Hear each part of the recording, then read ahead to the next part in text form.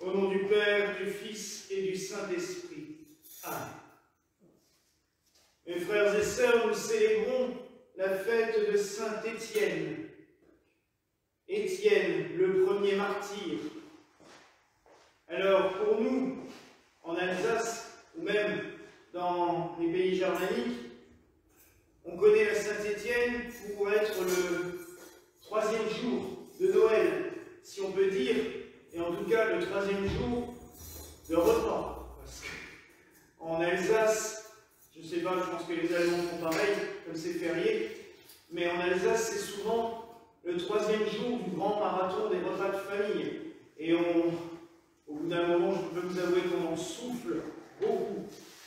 Pour nous, ici, c'est toujours l'occasion de se retrouver après la frénésie des fêtes, en petit comité avec le clergé, juste avant qu'ils repartent vers leur ville d'origine, vers Zurich aujourd'hui, pour se retrouver encore une fois, prier et célébrer le proto-martyr, le premier des martyrs.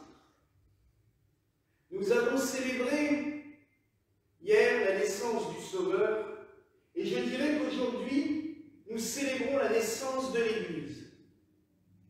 Alors certains me diront, c'est la Pentecôte, la naissance de l'Église. Oui, sans aucun doute, par ce baptême de l'Esprit Saint. Mais, est-ce qu'une communauté n'est vraiment existante? Est-ce qu'un être humain est vraiment existant tant qu'il n'a pas eu sa part de souffrance?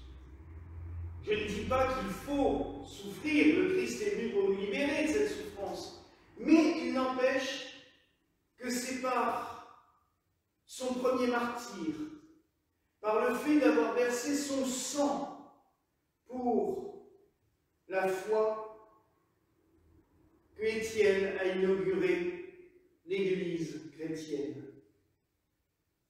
Notre Église chrétienne, universelle, avec ses différents courants actuels, est née dans le martyre de Saint Étienne.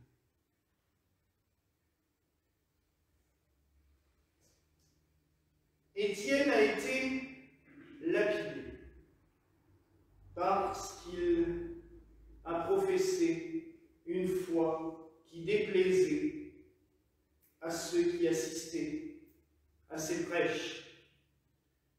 Il proclamait un message d'amour, un message de paix, un message universel, et non pas un message élitiste disant que seules certaines personnes pourraient être sauvées. Il nous a dit, au nom du Christ, tous ceux et toutes celles qui approchent du Sauveur pourront bénéficier de son amour. Et c'est tout à fait le message de la Nativité. Tous ceux et celles qui approchent de l'enfant Jésus, de la crèche, peuvent goûter aux joies du salut.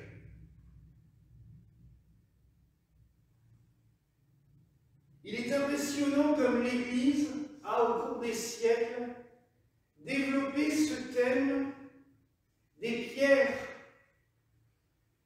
jetées sur Étienne, qui deviendraient des pierres précieuses de sa couronne de gloire. Et c'est d'autant plus marquant qu'Étienne, en grec, se dit Stéphanos. Et Stéphanos veut justement dire la couronne.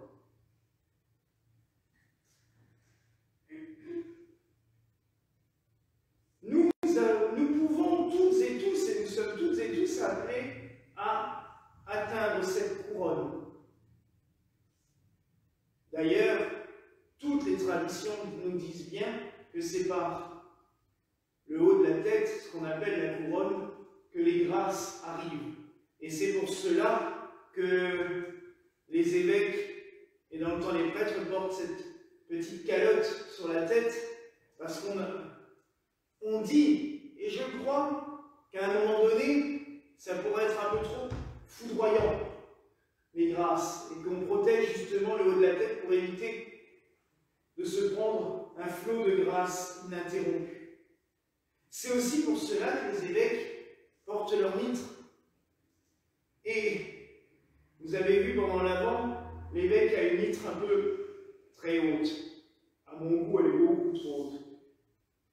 Et le Père Glenn, un jour, me charriait en me disant « Aujourd'hui, tu as bien prêché, c'est peut-être parce que tu portais ta cheminée sur la tête. » Mais en fin de compte, je me suis dit, il n'a pas forcément tort, parce que la mitre, c'est le symbole de l'enseignement.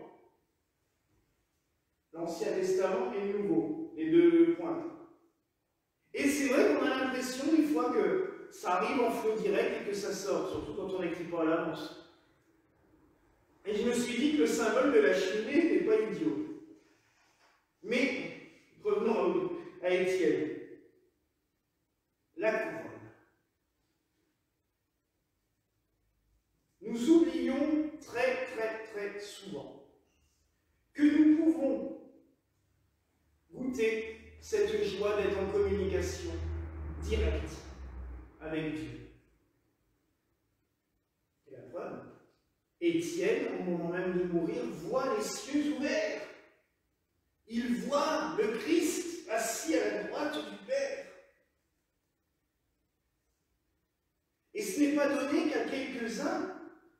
On a tous cette possibilité dans nos vies. Il est vrai qu'on a besoin de lâcher prise pour cela, de se mettre en retrait, et je dirais même des fois de juste couper le petit bouton qu'il y a dans le cerveau, la dire stop.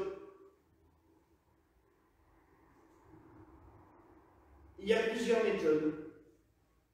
Il est vrai que souvent, on l'a vu dans la vie des saints, on le voit dans la vie des mystiques, la souffrance, la maladie, la douleur permet de couper un peu le mental et de se connecter.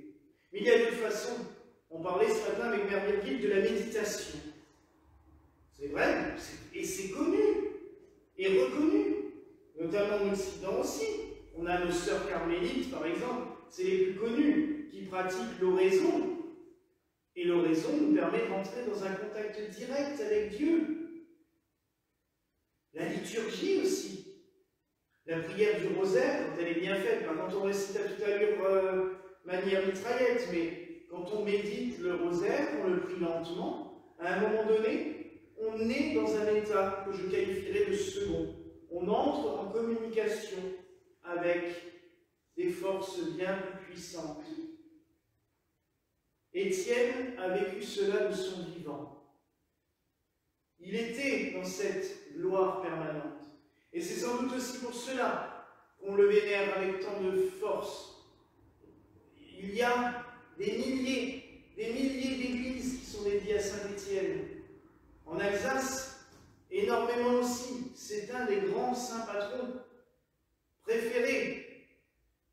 Et on l'a toujours considéré comme un guérisseur aussi, un thaumaturge. Il aurait pratiqué des miracles en grand nombre. Mes frères et sœurs, n'oublions jamais, comme nous l'avons dit justement ce matin, qu'il nous faut toujours être dans une vie de prière.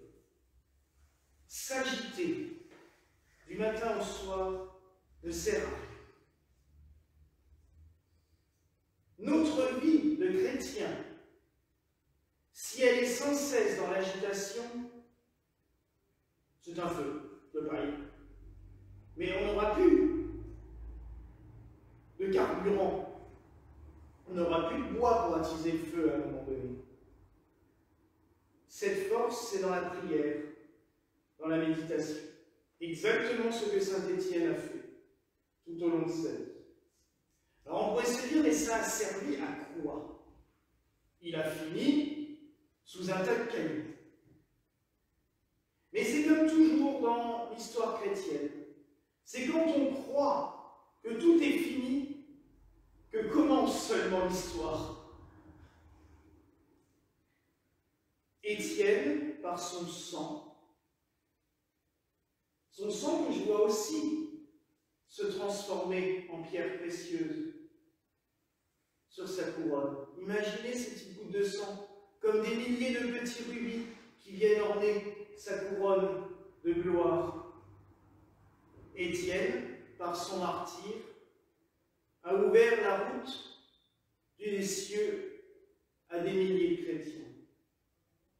Mais elle a aussi un effet concret, même assez brutal. Je vous relis ce passage de l'Évangile, des Actes des Apôtres. Les témoins avaient mis leurs vêtements aux pieds d'un jeune homme appelé Saül.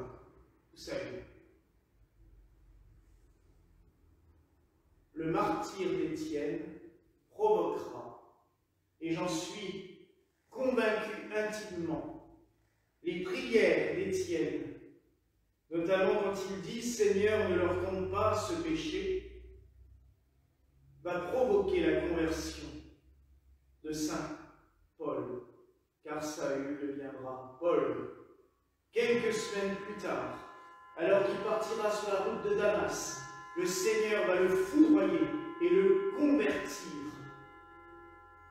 Et je suis sûr qu'Étienne, entrant dans la gloire des cieux, s'est présenté devant le souverain juge, devant le Seigneur, et il lui a dit « Seigneur, que mon martyre serve à la conversion de cet homme. » Et on sait à quel point la conversion de saint Paul sera importante. Il va proclamer l'Évangile dans toutes les terres connues. Sa parole va se communiquer, car là où il n'ira pas, il écrira. Et ainsi de suite, la parole de Dieu se communiquera. Vous voyez à quel point le martyre d'Étienne n'est pas anodin et n'est pas inutile. Il fut la semence. Encore une fois, c'est un grain qu'on a mis en terre. Il a fallu qu'il meure pour porter du fruit.